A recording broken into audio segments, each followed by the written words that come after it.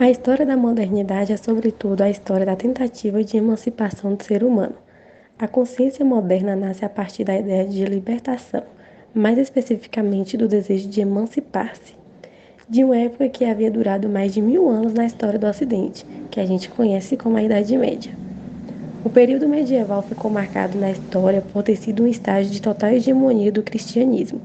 Durante a Idade Média, a sociedade era teológica, isto é, não havia uma separação entre o Estado e a Igreja.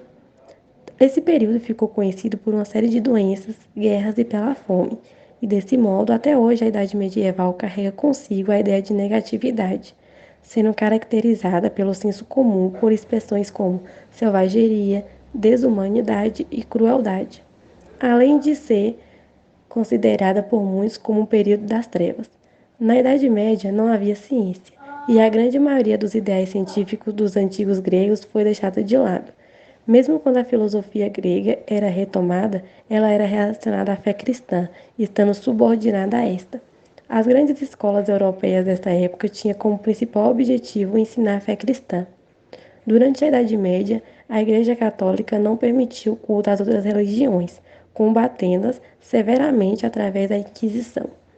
Para quem não lembra, a Inquisição constituía-se em um tribunal da Igreja Católica que combatia as heresias, ou seja, o culto às outras religiões que não fosse o catolicismo também.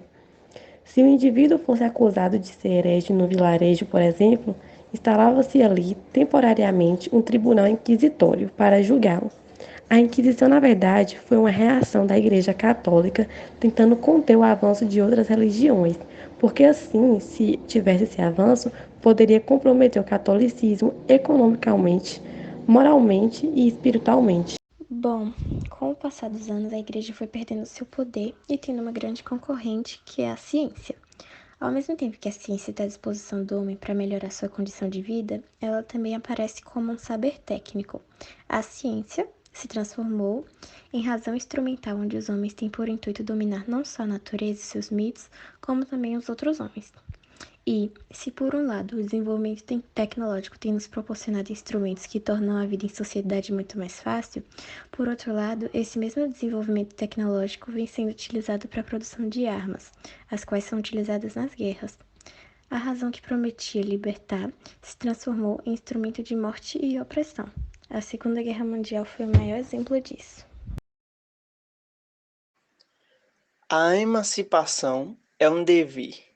Ela acaba que se torna necessária. No entanto, o que é esse se libertar da sociedade? Significa se afastar de qualquer totalitarismo. No entanto, isso não é tão fácil assim. Poucas pessoas desejavam ser libertadas. Um número menor ainda estava disposto a agir para se libertar. E o pior, ninguém tinha certeza se o mundo libertado seria realmente melhor que o estado em que se encontrava.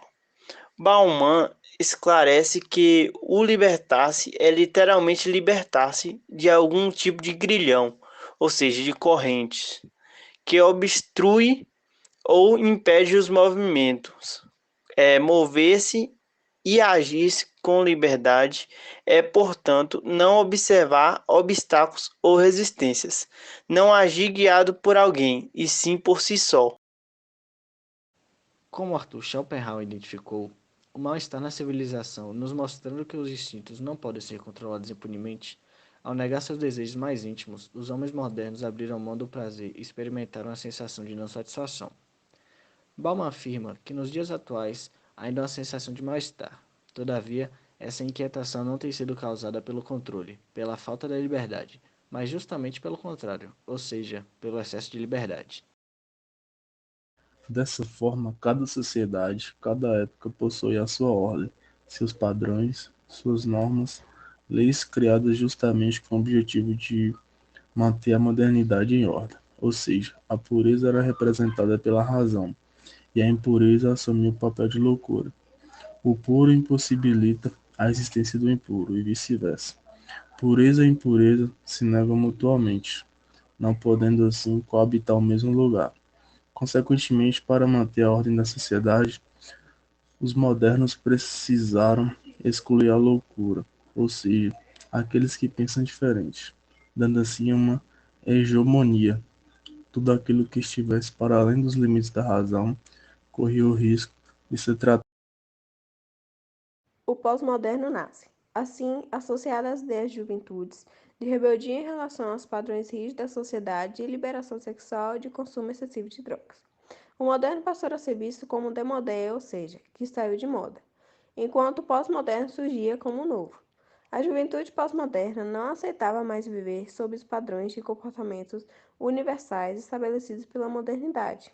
A ruptura com o passado significava a liberação do corpo, das pulsões e do prazer. Dessa forma, o sexo e o consumo de drogas se tornaram a marca de uma geração que enxergava a satisfação dos desejos como a forma máxima da liberdade humana. Se na modernidade a razão deveria ter um controle absoluto sobre o corpo, no existencialismo pós-moderno, o corpo e as emoções é que deveriam fundamentar a existência humana.